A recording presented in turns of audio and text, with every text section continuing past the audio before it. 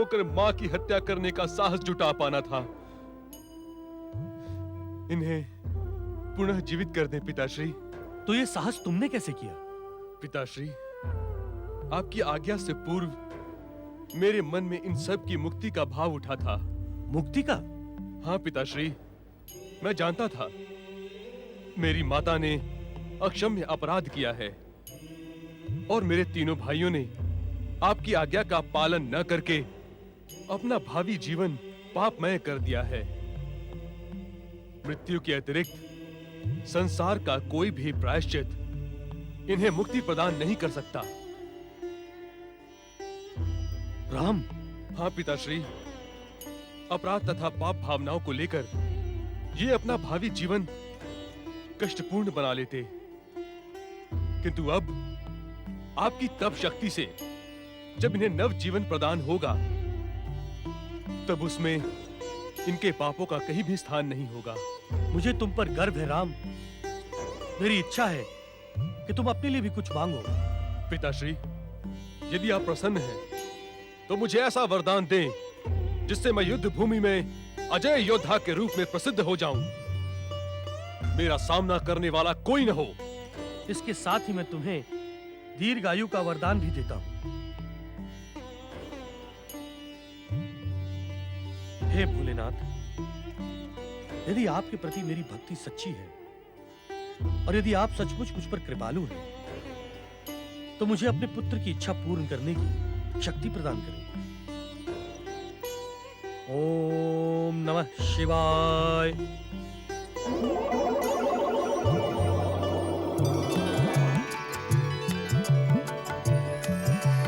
ओम नमः शिवाय।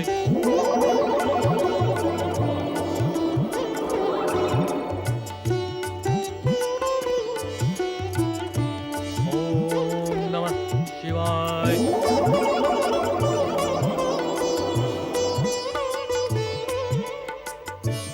ओम नमः शिवाय।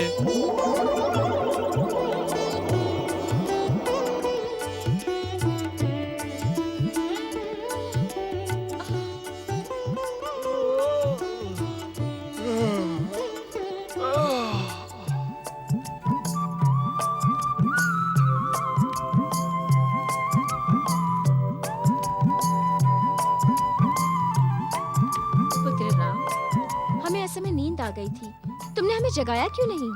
माताश्री, मुझे क्षमा करें, मैं आपको जगाकर कष्ट पहुंचाने का इच्छुक नहीं था। पिताश्री, यज्ञ का कार्य आरंभ करें। चलिए। ओम नमः शिवाय।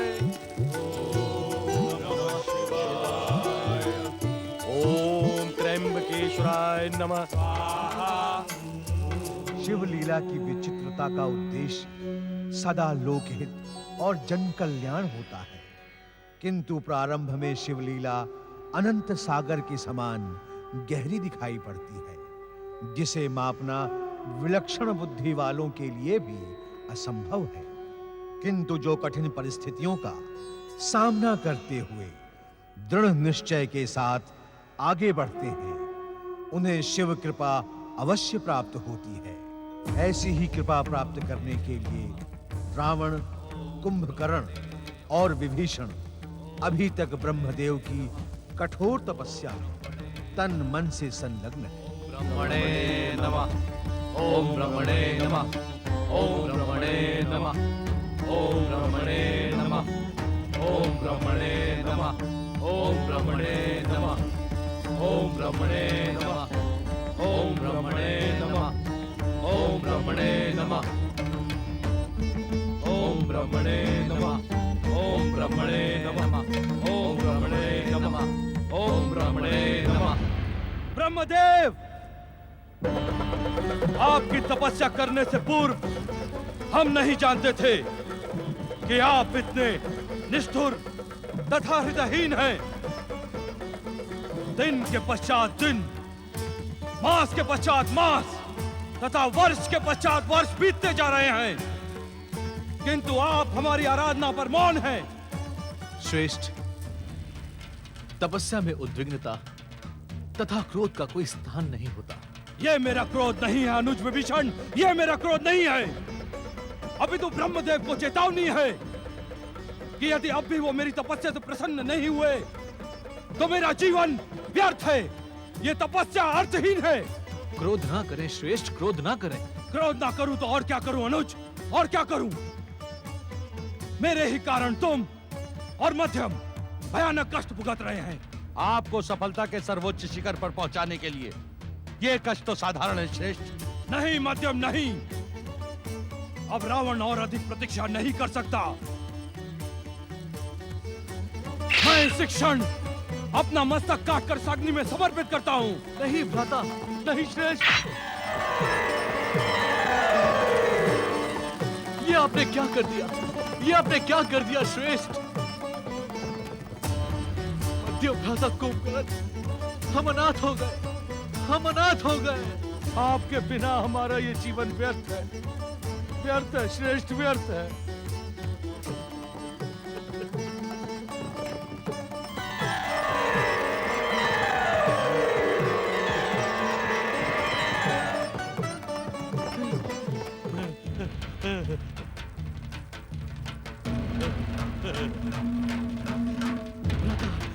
नहीं श्रेष्ठ नहीं।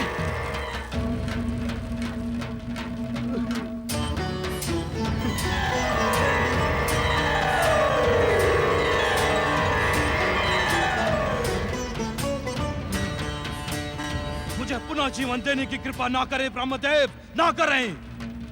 ऐसे व्यर्थ जीवन की इच्छा नहीं है मुझे।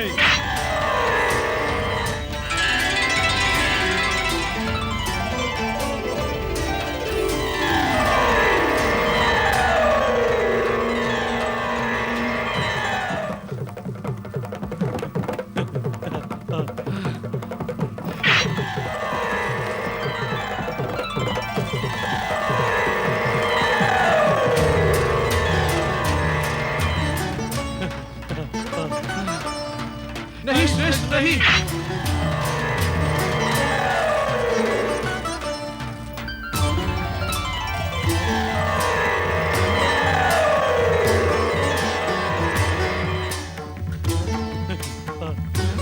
क्या नियंता स्वयं रावण से परिहास कर रहा है?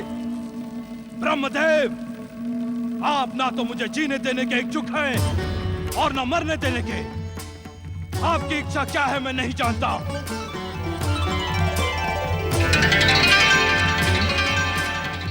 किंतु इस व्यर्थ जीवन को जीने की मेरी इच्छा नहीं है। रुक जाओ रावण, प्रणाम परमपिता। तुम्हारा जीवन स्वयं नष्ट हो जाने भर के लिए नहीं है। परमपिता, मेरे पितामह आपके मानस पुत्र हैं। इस पर भी हमारी तपस्या की इतनी कठोर और लंबी परीक्षा क्यों ली? वह श्रवण पोलत से रावण, तपस्या जितनी लंबी तथा कठोर होगी, वरदान भी उतना भव्य मिलेगा। हम तुम तीनों को इच्छित वरदान देंगे, मांगो। हमारे श्रेष्ठ भ्राता रावण को अतुल्य शक्ति, विश्व विजय तथा इच्छानुसार रूप परिवर्तन का वरदान दे परमपिता। तुम तीनों भाइयों के अद्भुत प्रेम को देखकर हम प्रसन्न हुए, किंतु वरदान की भी एक मर्यादा होती है। मर्यादा? किस मर्यादा का पाठ पढ़ा रहे हैं आप? सत्य क्यों नहीं कहते कि हमारी शक्ति से भयभीत देवताओं ने ही वरदान के स्थान पर मर्यादा का पाठ पढ़ाने का परामर्श दिया है। उत्तेजित न हो बस। आप उत्तेजित करने वाली बात करेंगे तो रावण क्या अपना मस्तक झुकाकर खड़ा रहेगा? शास्त्रों में इस नीति ज्ञान का स्पष्ट उल्लेखन है कि जो जिस भाषा में बात करे उसे उसी भाषा में उत्तर देना उचित है। वरदान के स्थान पर आप यदि देवताओं को निर्भय करने के लिए हमें मर्यादा का पाठ देंगे तो हमारा क्रोध उचित है ब्रह्मदेव। हम इस सत्य से अनिर्भय की नहीं महापंडित रावण कि वेद और शास्त्रों का ज्ञान तुमने कंठस्थ कर रखा है, किंतु जिस मर्यादा का उल्लेख मैं कर रहा हूं उसका विस्तार से वर्णन उन्हीं वेद शास्त्रों में है। क्षमा श्रेष्ठ, परमपिता किस मर्यादा का उल्लेख कर रहे हैं? ये धैर्य से सुन तो लें। कहें ब्रह्मदेव कहें। अनुज विभीषण के कहने पर मैं आपसे मर्यादा की ये शिक्षा भी प्राप्त कर लूंगा, किंतु इतना अवश्य स्मरण रखें कि आपसे वरदान प्राप्त करना हमारा अधिकार है। यदि भीरू देवताओं के कुचक्र में फंसकर आपने हमारे इच्छित वरदान के साथ खिलवाड़ किया, तो इसका परिणाम आपकी सृष्टि के हित में नहीं होगा। मैं अपनी तपाग्नि प्रज्वलित कर स्वयं को और आपकी सृष्टि को भस्म कर दूंगा। रावण,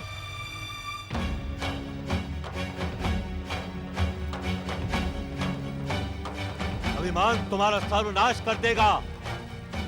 तुम अभी इतने शक्तिशाली नहीं हो कि देवलोक में बैठे देवता तुमसे भयभीत हो। भीरू देवताओं को भयभीत होने में अब अधिक समय शेष नहीं है परमपिता। स्वर्ग का सुख भोग रहे भीरू देवताओं, रावण की चेतावनी का स्मरण रखना। अब तुम्हारे सुख भोग और ऐश्वर्य के दिन समाप्त हुए। श्रेष्ठ, पहले हम इससे वरदान तो ले लें। वरदान इसे देना होगा, यह विधि का विधान है, उसे ब्रह्मा मुंह नहीं मोड़ सकता। तुम चिंता ना करो मध्यम, चिंता ना करो। हमने कठोर तपस्या द्वारा आपको प्रसन्न किया है परमपिता। निसंदेह हम तुम पर प्रसन्न हैं और इसी कारण हम यहाँ उपस्थित भी हुए हैं। किंतु वरदान प्राप्त करने वाले तपस्वी का आचरण भी उसकी तपस्या के फल में सम्मिलित होता है। कहीं ऐसा न हो कि तुम्हारे आचरण से रुष्ट होकर हम तुम्हें वरदान दिए बिना ही वापस लौट जाएं। रुष्ट ना हो परमपिता, रुष्ट ना हो। कठोर तपस्या से आपको प्रसन्न करने वाले हमारे श्रेष्ठ भ्राता रावण भला आपको रुष्ट करने का दुस्साहस कर भी कैसे सकते हैं? कहे परमपिता कि आप किस मर्यादा का उल्लेख कर रहे थे? तुम्हारा धैर्य देखकर हम प्रसन्न हुए विभीषण। वेद और नीति शास्त्र के महापंडित रावण, आज इस सत्य से परिचित हो जाओ कि एक तपस्वी को अपना इच्छित वरदान स्वयं मांगना पड़ता है। तुम्हारा वरदान कुंभकर्ण और विभीषण मांगे, यह अनुचित है। किसी भी बात को अंत तक सुने बिना ही उत्तेजित होकर मन गणत अनुमान लगाना अनुचित है रावण। और ये नीति ज्ञान भी तो उन्हीं शास्त्रों में लिखा है जिसके कि तुम महापंडित हो। हमें क्षमा कर दीजिए परमपिता, हमें अपनी भूल का आभास हो गया है। बस अब शीघ्र ही हमें हमारा वरदान प्रदान करें। अवश्य। सुना देवराज, आपने सुना? परम पिता इन दुष्ट राक्षसों को उनके इच्छित वरदान प्रदान करने की स्वीकृति दे रहे हैं। हमें रावण और विभीषण का उतना अधिक भय नहीं है जितना इस भयानक शक्ति संपन्न कुंभकर्ण का है। हाँ देवराज, बिना वरदान प्राप्त किए ही सहस्त्रों हाथियों का बल अपनी भुजाओं में धारण करने वाला कुंभकर्ण अकेले ही समुद्र मंथन में सक्षम है। यदि इसे वरदान प्राप्त हो गया तो ये अकेले ही अपनी भयानक राक्षसी और वरदानी शक्ति से पूरे संसार को मथ डालेगा। परमपिता को रोकिए देवराज, परमपिता को रोकिए देवराज।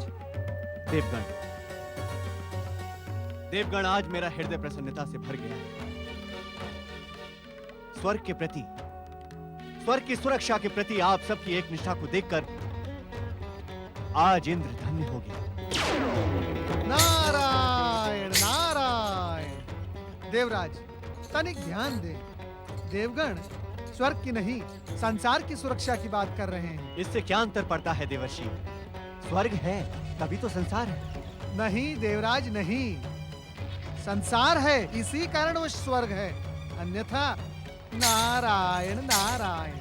व्यंग के अतिरिक्त आपके पास कोई अन्य शब्द नहीं है हमारे लिए? यदि आप अपने स्वार्थ पर अंकुश लगाएं, उचित बात करें, तो आपकी प्रशंसा के शब्दों का भंडार है मेरे पास। नारायण नारायण। परंतु देवगण, आप भयभीत ना हो। उचित अवसर पर स्वयं हम कुंभकर्ण को इच्छित वरदान ना देने का परमपिता ब्रह्मा जी से निवेदन करेंगे।